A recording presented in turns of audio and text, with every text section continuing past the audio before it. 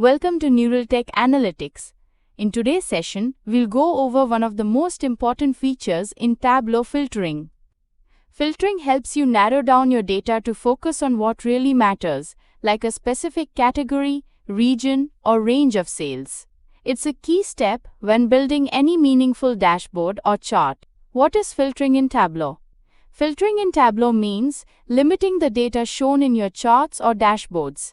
Instead of seeing everything, you can choose to display only certain products, time periods, or metrics. This helps you make clearer and more focused decisions. Let's walk through how to apply filters, step by step. Connect your data first. Open Tableau Desktop and connect to your data source. This could be an Excel sheet, a SQL database, or any other file or service.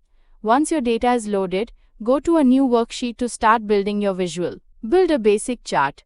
Let's say you want to analyze sales across regions. Drag the product category field, which is a dimension, to the columns shelf. Drag the sales amount field, which is a measure, to the rows shelf. Now you have a basic bar chart that shows sales by product category. Apply a filter. There are different ways to filter data in Tableau. Here are the main types. Filtering on a dimension. This is used when you want to filter categories like product types, regions, or customer segments. Drag a dimension, like category, to the filter shelf. A window will pop up. Select the items you want to keep, like beauty and electronic. Click OK. Your chart now shows only those selected categories. This type of filtering is great when you're working with names or labels. Filtering on a measure. This is helpful when you want to show only values within a certain range, like high sales or profits. Drag a measure, like sales, to the filter shelf. Choose range of values. Enter the minimum values you want, for example, sales between 10,000. Click OK. Your chart will now only show data within that range.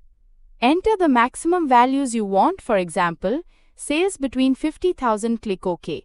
Your chart will now only show data within that range. This is perfect for focusing on top-performing items or setting thresholds.